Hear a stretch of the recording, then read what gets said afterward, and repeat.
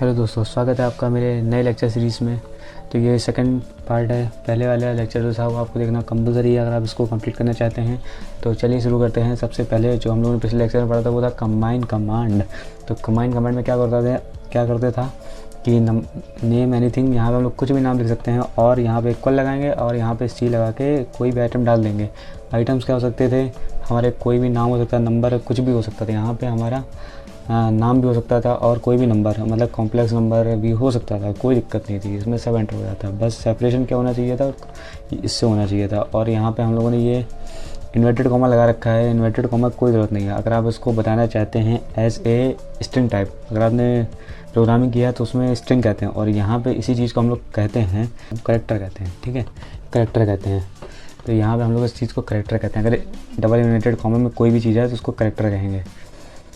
और हमारी ऐसी चीज़ हैं 345 या 3.5 3.4 या 8.5 8.4 या 8.0009, कुछ भी ऐसा है जो आपके डिजिट में आ रहा है तो उसको न्यूमेरिक कहते हैं। ठीक है, जिसको जो भी आपने न्यूमेरिकल में आज तक यूज़ किया वो सारे न्यूमेरिक होते हैं। बस कॉम्प्लेक्स नंबर अगर आप करना चाहते हैं तो यहाँ पे 3+4 आयोटा डाल देंगे। आयोटा के लिए जगह यूज़ कर सकते हैं। तो वो सब हम लोग इस चीज़ में देख चुके हैं। और पिछले वाले में जो मैंने कुछ छोड़ दिया था वो ये था कि मान लो आपने डेटा 1 बनाया है ये, और डेटा 2 जो आपने बनाया है वो ये है, तो आप मिक्स कर सकते हैं इस डेटा को। यहाँ पे मैंने day 1 लिखा है, चलो मैं day 1 नाम का एक डेटा बना लूँगा। तो इसका मतलब क्या हुआ, मैं बनाता हूँ सबसे पहले डेटा 1। डेटा 1 में मैं कंबाइन कमांड यूज़ करूँगा और यहाँ पे डाल दूँगा 1, 2, 3।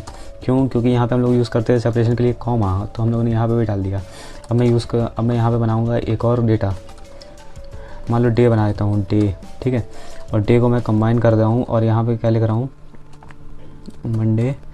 सिंगल इन्वर्टेड कॉमा या डबल इन्वर्टेड कॉमा में कोई फ़र्क नहीं पड़ता, लेकिन कॉम्बिनेशन होना चाहिए। जैसे कि यहाँ पे डबल का है तो यहाँ पे शुरुआत डबल से हुई है तो एंड भी डबल से हो रहा है। देखो, शुरुआत सिंगल से हो रही तो एंड भी डबल से, अरे शुरुआत सिंगल तो एंड भी सिंगल। यहाँ पे क्या करना है, कमल डाल दिया। कमल तो वैसे कोई डे नहीं होता है, ट्यूसडे डाल देता हूँ, मंडे ट्यूसडे कॉमा वेडनेसडे। ठीक है, ये मैंने डाल दिया। अब मैं एक मिक्स नाम का डेटा बनाता हूँ। सबसे पहले तो मैं क्लास चेक कर लेता हूँ। क्लास मेरे को चेक करनी है किसकी, डे की। ठीक है, क्लास डे की चेक करनी है, करेक्टर आ रहा है देखो। और एक और डेटा बनाता हूँ, चलो कॉम्प्लेक्स को COMP डाल देता हूँ और ताकि आपको समझ में आए क्या डाल रहा हूँ। 2+8 आयोटा और डाल रहा हूँ मैं 9+8 आयोटा या 8, सॉरी मैंने सिंबल गलत लगा दिया, कुछ और डाल देता हूँ। चलो ये डाल देता हूँ। ठीक है, अब मैं क्लास चेक करता हूँ किसकी, क्लास मेरे को चेक करनी है कॉम्प की। कॉम्प नाम का जो हमने डेटा बनाया है उसकी क्लास क्या है, कॉम्प्लेक्स। तो अगर मैं मिक्स करता हूँ, मिक्स करना है सी। ठीक है, अब देखो हम लोग क्लास चेक करेंगे, क्लास मिक्स की क्लास चेक कर रहा हूँ, करेक्टर आ रहा है। तो मान लो इसी, अगर मान लो हम लोग इस चीज़ में यूज़ करते तो यहाँ पर सी लगाते तो क्या होता। अब देखो मिक्स को मैं करता तो ये किस तरीके का बन चुका है, ये बन चुका है हमारा करेक्टर का। तो अब ये समझ लीजिए करेक्टर को सबसे ज़्यादा प्रेसिडेंस दिया जाता है। करेक्टर जो है ना वो कहता है कि अगर तुम भाई, करेक्टर राजा है भाई, राजा। करेक्टर राजा का मतलब जैसे कि आप करेक्टर को मिक्स करते हो न्यूमेरिक के साथ तो करेक्टर बन जाएगा। करेक्टर को मिक्स करते हो आप अपने कॉम्प्लेक्स नंबर के साथ तो भी आपका करेक्टर बन जाएगा। देखो मैंने देखा ना, ये देखो कॉम्प्लेक्स नंबर को कर दिया मैंने डे के साथ, भाई डे बन गया। डे का डे टाइप जो करेक्टर था, डे की जो क्लास थी उसी क्लास में आ गया। क्लास देखते हैं, चलो क्लास हम लोग देख लेते हैं इसकी मिक्स की। अब क्या क्लास हो गई, करेक्टर हो गई है। तो करेक्टर राजा है। ठीक है, और जो हमारा सेनापति है वो क्या है, वो है हमारा कॉम्प्लेक्स नंबर। कॉम्प्लेक्स नंबर मतलब मैं दिखाता हूँ। ठीक है, अभी मैंने यहाँ पे कंबाइन कमांड के थ्रू कॉल किया है हमारा डे को, हमारे कॉम्प्लेक्स को, और हमारे किसको किया है, डेटा 1 को, डेटा 1। ठीक है, अब मैं इसको मिक्स कर दिया हूँ। अब मैं देखता हूँ मिक्स में आया क्या है। देखो जो बाकी के हमारे कॉम्प्लेक्स नंबर था वो आ गए। क्यों आ गए, आगे क्यों आए ये, क्यों? क्योंकि हमने पहले भाई कॉम्प्लेक्स मिक्स किया था। ठीक है, इसलिए आ गए। और बाकी का ये यहाँ पे पीछे आ रहा है, 1 0 2 0.0 आयोटा सब में आ गया। तो देखो अब एक चीज़ देखो, मैं आपको बताना जो चाहता था, सबसे पहली बात तो मैं इसकी क्लास दिखा देता हूँ। वैसे आपको दिख भी रही होगी, अगर नहीं दिख रही है तो मैं क्लास चेक करके दिखा देता हूँ। कॉम्प्लेक्स जो है हमारा सेनापति है, करेक्टर जो है वो राजा है, ठीक है भाई, करेक्टर राजा है, कॉम्प्लेक्स सेनापति है और बाकी प्रजा है। प्रजा मतलब 1 2 3 4। तो अगर आप करेक्टर यूज़ कर लोगे ना कंबाइन कमांड के अंदर जो डेटा दे रहा है उसमें से एक भी वैल्यू अगर आपकी करेक्टर है या एक भी डेटा सेट आपका करेक्टर है, तो क्या हो जाएगा, जो फाइनल आउटपुट आएगा वो एज ए करेक्टर ही आएगा, उसकी क्लास करेक्टर ही होनी है। अगर आप करेक्टर नहीं है और अगर आप यूज़ कर रहे हैं कॉम्प्लेक्स, तो फाइनल क्लास की कॉम्प्लेक्स ही होनी है। अगर आप यूज़ कर रहे हो केवल अपने नंबर्स, तो आपको पता ही है वो तो न्यूमेरिक होते ही होते हैं। तो कितना सिंपल था। ये चीज़ मैंने उसमें छोड़ दी थी क्योंकि उस दिन लेक्चर बहुत ज़्यादा बड़ा हो जाता है। तो अब हम लोग बिना टाइम वेस्ट किए चालू करते हैं स्कैन कमांड को। ये चीज़ अगर आप ध्यान से देख लेंगे ना तो आपको भविष्य में बिल्कुल दिक्कत नहीं होगी, बहुत सारी चीज़ें आपकी सॉल्व हो जाएंगी। इसीलिए मैं इसमें टाइम दे रहा हूँ और आपको भी टाइम देना चाहिए। अगर नहीं देंगे तो पक्का आपको दिक्कत होने वाली है, फॉर श्योर। तो यहाँ पे तो हम लोग कोई भी नाम असाइन कर सकते हैं स्कैन कमांड का, ऐसे यूज़ कर सकते हैं।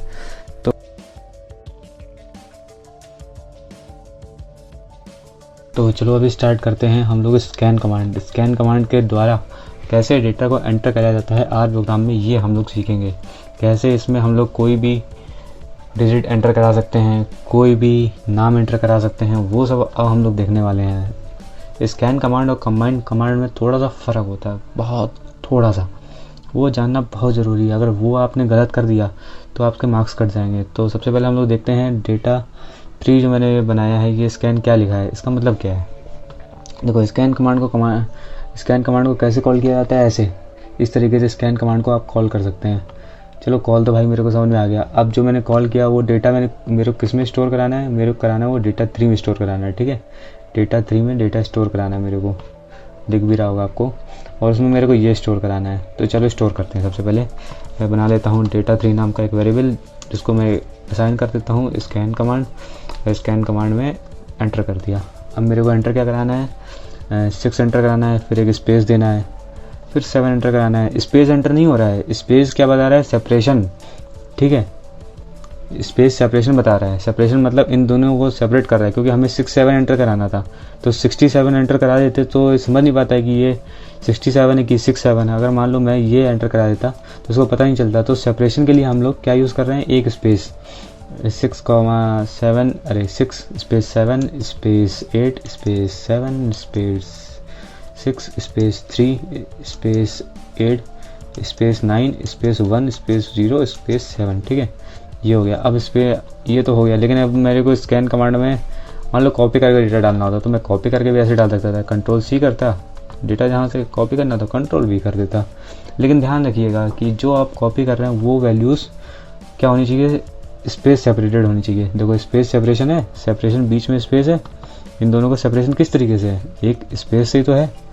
अब मेरे को इतना ही एंटर कराना था। अब मैं क्या करूँगा, बाहर आ जाऊँगा, 2 बार एंटर दबाया, मैं बाहर आ गया, है ना। उसके बाद मेरे पास आ गया लिख के रीड 13 आइटम्स। अब मैं डेटा 3 को प्रिंट कराऊंगा, डेटा 3, देखो ये आ गया। अभी मान लो हमारे पास फाइल कुछ इस तरीके की होती, रुको इसी के साथ चलते हैं हम लोग, अपनी PDF के साथ चलते हैं ताकि आपको सही तरीके से समझ में आए। अब मान लो ये तो हो गया, चलो मैं बता देता हूँ। तो मान लो हमारे पास एक नोटपैड में फाइल पड़ी होती, और नोटपैड में क्या लिखा होता है, कुछ इस तरीके की वैल्यू लिखी होती। उसके बाद दूसरी लाइन में भी वैल्यूज़ होती, है ना, इस तरीके की वैल्यूज़ होती, इस तरीके की वैल्यूज़ होती हमारे पास, ठीक है। तो हम लोग इसको, हमें एक डेटा बनाना था, तो हम लोग इसको Ctrl+C कर लेते। वो जो मेरे को नया डेटा बनाना था उसको मैं नाम रख देता हूँ new data equal to scan command को हमें कॉल करना पड़ेगा, Ctrl+V एंटर, फिर से एंटर। हमारे पास 25 वैल्यूज़ आ चुकी हैं। अब हम देखते हैं न्यू डेटा में आया क्या है। देखो न्यू डेटा में हमारी सारी वैल्यूज़ आ चुकी हैं। इसको हम लोग, अगर हमारे पास मान लो हम लोग अभी कंबाइन कमांड पढ़े थे, कंबाइन कमांड में हमारे पास सारी वैल्यूज़ किस तरीके की थी, मैं दिखाता हूँ एक सेकंड को। हम लोग के पास सारी वैल्यूज़ कुछ इस प्रकार की थी कि हम लोग यहाँ पे लगा दें ये, ठीक है, रिप्लेस ऑल। हालांकि मैंने यहाँ कुछ ज़्यादा ही स्पेस दे दिए थे इसलिए आ रहा है, तो मैं इन सबको रिप्लेस कर दूँगा। अब मान लो हमारे पास ये डेटा होता और हमसे कहा जाता कि आपको जो एंटर करानी है ये वैल्यूज एंटर करानी है, वो भी स्कैन कमांड के थ्रू, तो हम लोग कैसे करते हैं? देखो बहुत सिंपल है। जैसे मान लो यही हम एक न्यू डेटा नाम का ले लेते हैं स्कैन। हम क्या करते हैं कि भाई जो सेपरेशन है, सेपरेशन को SEP से डिनोट करते हैं। और ये देखो सेपरेशन इक्वल टू ट्रू नहीं सॉरी, सेपरेशन के अंदर हमने क्या डालना होता, जो भी सेपरेशन है, सेपरेशन हमारा क्या था, कॉमा था, तो हमने कॉमा ये डाल दिया। तो ये कॉमा जो है हमारी हेल्प करेगा उस चीज़ में। अब मैं अगर एंटर दबा देता हूँ तो ये कहेगा कि भाई तुम वैल्यूज़ डालो, ठीक है, जो कि ये हों। तो हम लोग चाहें तो अपने हाथ से भी एंटर कर सकते हैं, या फिर हमारे पास डेटा था तो हमने इसको कॉपी किया, इसको हमने कॉपी किया और हमने यहाँ पे पेस्ट कर दिया। हाँ ये देखो एंटर करा, और अब मैं करूँगा न्यू डेटा को प्रिंट, तो जो आपके पास आएगा वो सारे के सारे वैल्यूज़ आ जाएंगी। अब ये देखो ये NA क्यों आ रहा है, ये NA क्यों आ रहा है? NA का मतलब होता है नॉट अवेलेबल। और ये क्यों आ रहा है इसको मैं दिखाता हूँ। जैसे कि ये क्यों कब आ रहा है, 4 5 6 के बाद आ रहा है। 4 5 6 हमारा ये रहा, ठीक है। इसके बाद हम लोगों ने कॉमा लगा दिया। कॉमा के बाद ये कह रहा है कि भाई कॉमा जो सेपरेशन है वो कॉमा से है, तो कॉमा से सेपरेशन है तो मतलब दो वैल्यूज़ के बीच में तो सेपरेशन होगा। और यहाँ पे हमने कोई वैल्यू नहीं डाली, यहाँ पे हमने कोई वैल्यू नहीं दी, तो इसने कहा अच्छा यहाँ कोई वैल्यू नहीं दी और सेपरेशन कॉमा से, इसका मतलब यहाँ कोई वैल्यू होनी चाहिए थी, तभी तो सेपरेशन का मतलब होता। सेपरेशन तो किसी दो चीज़ के बीच में ही सेपरेशन होता है ना। तो यहाँ पे तो 6 दे दिया और यहाँ पे मैंने कुछ नहीं दिया, तो बाय डिफ़ॉल्ट उसने कहा सेपरेशन दो चीज़ के बीच में होता है। यहाँ पे कुछ भी मान लेंगे और कुछ भी को हम नाम देते हैं NA, ठीक है। NA की कोई वैल्यू नहीं होती, बस इसको कहते हैं नॉट अवेलेबल, ठीक है। अब देखो 46366, इसके बाद NA आएगा। देखो 46366, इसके बाद हमारे पास NA आ गया। तो उम्मीद करता हूँ ये चीज़ आपको समझ में आ गई होगी सेपरेशन का क्या होता है मतलब, ठीक है। तो अब हम लोग आगे बढ़ते हैं अपने लेक्चर की तरफ। अब मान लो हमें एंटर कराना होता, किसी का नाम एंटर कराना होता, और नाम क्या होता है हमने पढ़ा था क्लास में कि ये होता है एक तरीके का कैरेक्टर डेटा टाइप। तो मान लो हम लोग एंटर कराना होता मंडे ट्यूसडे वेडनेसडे, तो हम लोगों ने यहाँ एग्जाम्पल भी लिया, ये PDF आपको मिल ही जाएगी। तो इसीलिए मैं इसी का आधार लेके इसी को मैं एंटर करा देता हूँ, डे 2 लिख देता हूँ। और डे 2 में क्या करूँगा, स्कैन कमांड कॉल करूँगा। स्कैन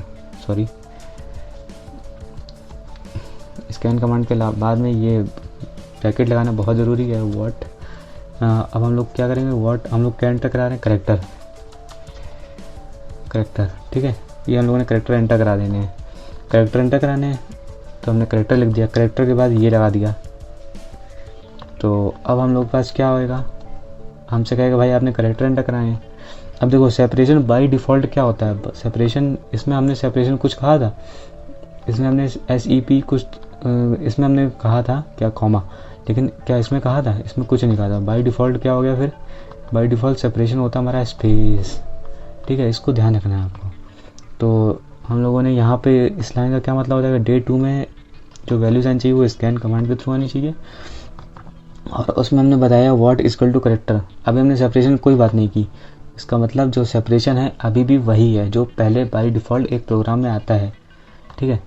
तो हमने कहा कि यहाँ पे मैं एंटर कराऊंगा मंडे, और इसमें इन्वर्टेड कॉमा की कोई ज़रूरत नहीं होती है, ये इसकी खासियत है। उसके बाद मैंने कहा ट्यूसडे कराऊंगा, उसके बाद कराऊंगा वेडनेसडे, ठीक है। इसको एंटर कर दिया, वेट एंटर। अब मेरे को थर्सडे भी कराना था, मैंने ये भी एंटर कर दिया। अब मैं इस चीज़ से बाहर आ जाऊँ क्योंकि मेरा यहाँ पे इतना ही है, तो मैंने एक एंटर तो इस लाइन में आने के लिए किया। अब मेरे को वैल्यूज़ डालनी है, अगर वैल्यूज़ नहीं डालनी है, कोई वैल्यू नहीं डालूंगा तो मैं इससे बाहर आ जाऊँगा। अगर वैल्यू डाल के एंटर कराऊंगा तो नेक्स्ट लाइन में आएगा, और वैल्यू बिना डाले एंटर कराऊंगा तो बाहर आ जाएगा। देखो बाहर आ गया। और ये डे 2 को जब मैं प्रिंट कराऊंगा तो हमारे पास ये सारी की वैल्यू इन्वर्टेड कॉमा में आ गई। हम लोगों ने कॉमास नहीं डाले थे, फिर भी हमारे पास जो वैल्यूज़ आ गई वो कॉमा में आ गई। देखो यहाँ पे हम लोगों ने कहाँ कॉमा डाला था, ये देखो ये जो है वैल्यूज़, ये देखो कॉमा कहाँ डाला था, नहीं डाला था, हम लोगों ने जो वैल्यूज़ डाली थी मंडे, ट्यूसडे, वेडनेसडे, कोई कॉमा नहीं डाला था, लेकिन हमने इसको बता दिया था कि जो हम एंटर कराने वाले हैं वो क्या होने वाला है, करेक्टर। अब मान लो भाई ऐसा थोड़ी होता है कि भाई करेक्टर ही एंटर कराने थे, हमने कहा कि भाई मेरे को एंटर करानी थी कॉम्प्लेक्स वैल्यूज़, तो हम लोग यहाँ पे क्या लिख देंगे, PLEX कॉम्प्लेक्स लिख देंगे, ठीक है। अगर हमें कॉम्प्लेक्स वैल्यूज़ एंटर करानी थी, अभी भी देखो सेपरेशन क्या है हमारे पास, सेपरेशन अभी भी हमने बिल्कुल चेंज नहीं किया, तो कौन सा सेपरेशन चलेगा, जो कि इस प्रोग्राम में पहले से ही बना हुआ है, अपने आप जो सेपरेशन आएगा वो है स्पेस। तो ठीक है, हमने कहा कॉम्प्लेक्स वैल्यू डालूंगा मैं, और डालूंगा 4 प्लस 0 आयोटा, और डालूंगा मैं 8 डाल दूंगा। 8 भी एक तरीके से कॉम्प्लेक्स होता है, क्यों, क्योंकि 8 में तो हमेशा 8 प्लस 0 आयोटा तो होता ही होता है ना। अब मैंने कहा नहीं यार, अब मैं डालूंगा 9 प्लस 6 आयोटा, एंटर करा दूंगा। अब मेरे को कोई वैल्यूज़ और नहीं डालनी थी, तो मैंने बाहर आ गया। अब मैं जब डे 2 को मैं जब प्रिंट करूँगा तो हमारे पास ये आ गई। अब इसका मैं क्लास चेक करता हूँ, क्लास किसका चेक करना है, डे 2 का। डे 2 का मैंने क्लास चेक किया, कॉम्प्लेक्स आ गया। तो अब देखो कॉम्प्लेक्स भी हम लोगों ने एंटर कराना सीख लिया। एक चीज़ अभी भी छूट रही है इस कमांड में, जो कि बहुत इंपॉर्टेंट होती है। हम लोगों ने ये तो देख लिया, लेकिन एक बार हम लोग सेपरेशन लगा के देख लेते हैं यार, है ना। तो सेपरेशन का वैसे हम लोगों ने ये एग्जांपल तो कर ही चुके हैं, लेकिन इसको दोबारा कर लेते हैं। तो हम लोगों ने डेटा 4 बनाया और कहा कि भाई सेपरेशन ये है, और इसको आप बताएंगे, आप बताइए इसके बाद इसमें क्या होगा। जल्दी से अपने मन में सोचिए क्या होगा। देखो सारे रीड इसने कर लिए, सेपरेशन क्या था, कॉमा था, सारी वैल्यूज़ हमने कॉमा सेपरेटेड थी। अब हम लोगों को जो हम लोगों को डेटा 4 मिलेगा वो क्या होगा देखते हैं। अब देखो इसमें आ रहा है पॉइंट। अब देखो इसके लिए आपको इसको समझने के लिए बहुत सिंपल तरीका है। इसमें देखो, इससे मैं नहीं समझाता हूँ, एक नया एग्जांपल लेता हूँ। चलो डे 2 में ही डे 3 बना लेता हूँ एक। चलो डेटा 4 में ही कर देता हूँ, ठीक है। मान लिया 5.001 और दूसरी वैल्यू ली मैंने 2 ली। अब देखो हम लोगों ने केवल 2 वैल्यूज़ ही ली थी। नहीं, ये गलत हो गया यार। इससे मैं बाहर आ जाता हूँ, इसके दबा के बाहर, क्योंकि मैंने सेपरेशन गलत ले लिया था। अब डेटा 4 में मैं क्या वैल्यूज़ कराऊंगा, 4 एंटर कराऊंगा और कराऊंगा 2.01, 2, 3, और इन दोनों के बीच में मैंने सेपरेशन क्या देना था, कॉमा से देना, तो मैंने कॉमा भी लगा दिया। अब मैंने एंटर किया तो इसमें 2 वैल्यूज़ हो गई एंटर। अब मैं जब डेटा 4 को जब मैं प्रिंट करूँगा तो हमारे पास क्या आ रहा है, 4 पॉइंट, इसमें एक्स्ट्रा जीरो आ रहे हैं। एक्स्ट्रा जीरो कितने आ रहे हैं, 1, 2, 3, 4, 5 एक्स्ट्रा जीरोज़ आ रहे हैं। तो देखो इसमें सबसे बड़ी लेंथ जो हम लोगों ने एंटर कराई थी वो क्या थी, 1, 2, 3, 4, 5, 6। तो ये क्या करेगा, अपने आप ही जितने भी इसमें वैल्यूज़ में डालता, सबकी लेंथ, जो सबसे बड़ी लेंथ का मैंने डेटा एंटर कराया था उसकी लेंथ के इक्वल कर देता। जैसे कि मान लो इससे बड़ा भी कोई होता, जैसे कि इसमें मान लो 6 लेंथ होती और इसमें किसी की 2 लेंथ होती, तो सबकी ये 2 नहीं करता, सभी डेटा की ये कर देता 6 लेंथ। तो उम्मीद करता हूँ आपको समझ में आया होगा कि अगर डेटा किस तरीके से इसमें काम करता है। तो आगे बढ़ते हैं हम लोग अपने नेक्स्ट टॉपिक की तरफ, कि अब हम लोग इस्तेमाल करेंगे सेपरेशन भी इस्तेमाल करेंगे और हम लोग करेक्टर भी इस्तेमाल करेंगे, ठीक है। तो हम लोग इसके लिए हम लोग एक डेटा बना लेते हैं, डेटा 5 नाम का, और उसको हम लोग कर रहे हैं स्कैन कमांड के थ्रू कॉल कर रहे हैं। और हम लोग इसमें सेपरेशन देना चाहते हैं। सेपरेशन इज इक्वल टू ये जो हमारा, separation is equal two comma, comma काम करने कर रहा है, सेपरेशन हमारा कॉमा है। और हम लोग देना चाहते हैं what is equal to character, ठीक है। अब हम लोग, अगर आप इसको पहले लिख देते हैं और इसको बाद में लिख देते हैं तो भी ये सेम ही काम करेगा। इसको आपको अपने काउंटर में रन करके देखना है, ठीक है। आपको इनफैक्ट जो मैं एग्जांपल दे रहा हूँ साथ ही साथ करते रहना है और इसको उल्टा करके देखना है, ठीक है। अगर एरर आता है तो मुझे बताना है। तो मैं टाइम सेव करने की वजह से इसको कॉपी कर ले रहा हूँ, क्योंकि ये थोड़ा बड़ा डेटा लग रहा है मेरे को। तो मैंने यहाँ पे ये वैल्यूज़ एंटर करा दी और मैं बाहर आ गया। अब जब मैंने डेटा 5 को प्रिंट करूँगा तो मुझे ये वैल्यूज़ दे देगा। यहाँ मैंने सेपरेशन नहीं लगाया था यार, कोई नहीं, मैं वीडियो बाद में सही कर दूँगा। तो इसने 11 वैल्यूज़ ले ली, क्योंकि सेपरेशन हमारा क्या था, सेपरेशन हमारा कॉमा था, लेकिन मैं एक जगह ये कॉमा लगाना भूल गया था। कहाँ पे, जून जुलाई में। ये देखो, यह हमारा जून, और यहाँ पे आना चाहिए था कॉमा, जो मैंने कर दिया स्पेस, इसलिए इसमें 11 वैल्यूज़ ही रीड हो गई। लेकिन मेरे को समझ में आ रहा है कि आपको समझ में आ गया होगा कि ये काम कैसे करा, है ना, क्योंकि हम लोगों ने स्कैन कमांड का यूज़ किया, सेपरेशन बता दिया कि ये है, सेपरेशन हमारा कॉमा है। यहाँ पे अगर आप चाहें तो अपना एक सिंगल करेक्टर भी डाल सकते हैं, यहाँ ABCD भी डाल सकते हैं सेपरेशन के नाम पे, फिर वो सेपरेशन वही लेगा। और करेक्टर डालना है, कॉम्प्लेक्स डालना है, ये आपको तो समझ में आ ही गया है। तो उम्मीद करता हूँ आपको ये बहुत अच्छे से समझ में आया होगा। अब देखो, मान लो कि यार मेरे पास एक फ़ाइल पड़ी थी किसी फ़ोल्डर में। मान लो मैं एक फ़ोल्डर बना लेता हूँ जल्दी से। मान लो वेक्टर बुक में जाता हूँ मैं, मेरा एक कोई फ़ोल्डर था, ठीक है। अब इसमें मैं एक न्यू फ़ोल्डर बनाता हूँ, इंस्टेंट स्पेस दे के मैंने टर दी, मतलब कुछ भी नाम दे सकते हैं यार। तो मैंने ऐसे ही एक रैंडम नाम ले लिया और यहाँ पे हम लोग क्या करेंगे, एक नई फाइल बनाएंगे, नई टेक्स्ट फाइल बनाएंगे और हमें यही इसमें लोड करनी है, ठीक है। तो इसका नाम रख देता हूँ TST टेस्ट, या कुछ भी रख दूँ, बताओ। मैं रख देता हूँ, ये रख देता हूँ, ठीक है। अब मैंने इसमें जो वैल्यूज़ डालनी है वो डालनी है मेरे को कॉम्प्लेक्स वैल्यूज़, 8 प्लस आयोटा, और सबका सेपरेशन किससे होना चाहिए, A से सेपरेशन होना चाहिए, कैपिटल A से, ठीक है। तो मैंने कैपिटल A लगाया ये। और मैं दूसरी वैल्यू डालना चाहता हूँ 9 प्लस इतना 8 आयोटा, कुछ भी डाल सकते हैं ना हम लोग। उसके बाद सेपरेशन दिया A, उसके बाद मैं दूसरा देता हूँ 2 प्लस 8 आयोटा, और मैं दूसरी लाइन में आ गया। अब मैंने एक वैल्यू एंटर कराई 3 प्लस आयोटा 3, या 3 प्लस 5 आयोटा कर देता हूँ। तो इतनी मैंने वैल्यूज़ एंटर करा ली और इसको मैंने सेव कर दिया, Ctrl+S से मैंने सेव कर दिया। अब ये वैल्यूज़ सेव हो गई इसमें। अब मेरे को यही वैल्यूज़ यहाँ पे एंटर करानी थी एक नए नाम से, न्यू नाम से एक मैंने वेरिएबल बनाया। और जब मैं इसको स्कैन करूँगा तो ये सबसे पहले तो आपको इस फोल्डर में होना चाहिए। अगर आपको इस फोल्डर में एक्सेस तो होनी चाहिए ना इस फोल्डर की, इस R सॉफ्टवेयर को, तो उसको हम लोग कैसे देखेंगे। तो हम लोग सबसे पहले करेंगे इस चीज़ के लिए गेट wd,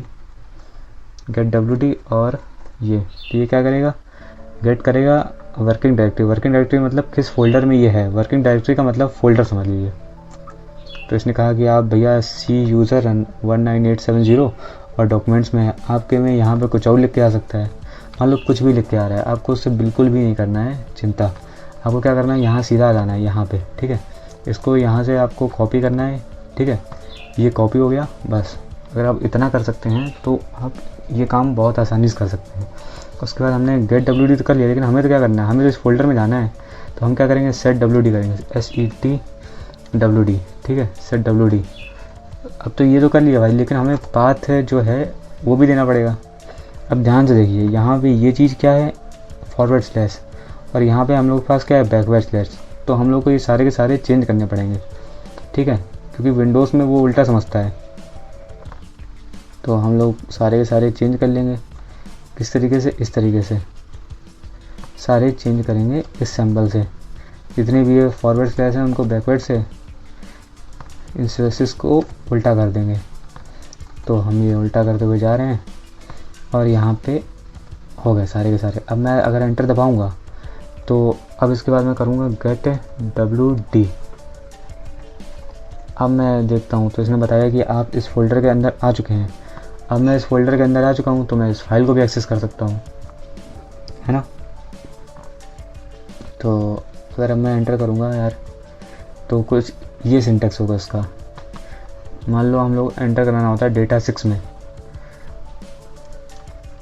तो हम लोग क्या करते हैं, data 6 equal to scan file equal to test dot data. लेकिन यार हमारी फाइल का नाम टेस्ट डेटा नहीं है। हम लोग की जो फाइल जो हम लोग को एंटर करानी थी वो थी इस नाम से, लेकिन डॉट टेक्स्ट फाइल ही थी, है ना, टेक्स्ट फाइल ही तो बनाई थी। तो ये तो फाइल का नेम हो गया और ये फाइल का फॉर्मेट हो गया। तो हम लोग नेम तो हमारा कुछ और था, नेम क्या था, ठीक है। अभी स्कैन कमांड बाय डिफ़ॉल्ट क्या लेता है, स्पेस सेपरेटेड वैल्यूज़। लेकिन हमारे पास सेपरेशन क्या है, सेपरेशन है हमारे पास,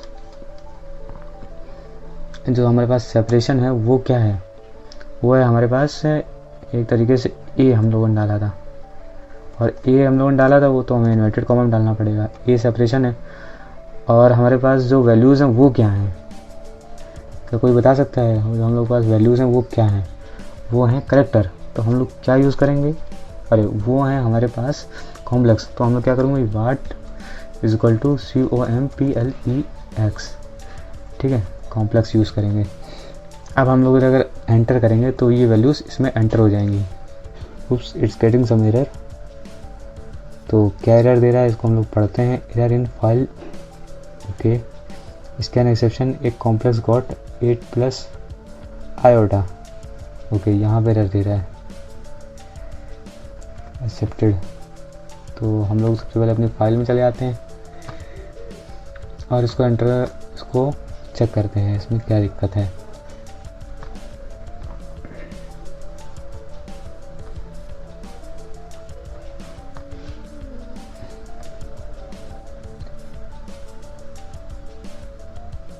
हाँ, यहाँ पे क्या है, A+IB के फॉर्म में हम लोग देते थे एंटर, मतलब जैसे कि कुछ इस तरीके से हम लोग लिखते थे 4+6 आयोटा, कुछ यही इस तरीके के फॉर्मेट में लिखते थे। तो अब हम लोग बात करते हैं इस तरीके के डेटा को कैसे एंटर किया जाता है। थोड़ी देर पहले मैं कर रहा था तो कुछ एरर आ रहा था, इसलिए मैंने इसको बीच में वीडियो पॉज कर दिया। तो देखो हमारे पास ये वैल्यूज़ हैं, 8+0 आयोटा और सेपरेशन क्या दिया है, ए दिया है हम लोगों ने, और 9+8 आयोटा सेपरेटेड विथ ए, और 2+8 आयोटा एंड देन एंटर। उसके बाद 3+5 आयोटा दूसरी लाइन पर हम लोगों ने लिख दिया है। ये वैल्यूज़ हम लोगों ने सेव करके रखी है किस नाम की फाइल से, rancho.txt फाइल से, ठीक है। तो मान लो हमारे पास ये हमें फाइल नहीं पता यार किस फॉर्मेट की है। तो अब हम लोग क्या करेंगे, है, और फिर हम लोग क्या करेंगे, ये करेंगे, हम लोग अपना एक नया वेरिएबल ले लेंगे। मैंने इसको डेटा 6 नाम दे दिया है, और स्कैन कमांड यूज़ करेंगे क्योंकि स्कैन कमांड के थ्रू ही कर रहे थे, और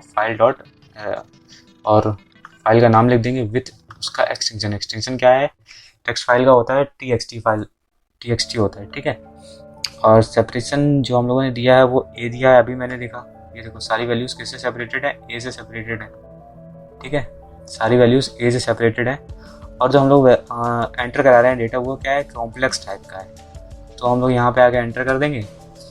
हम लोग डेटा 6 को देखते हैं क्या सेम आया है।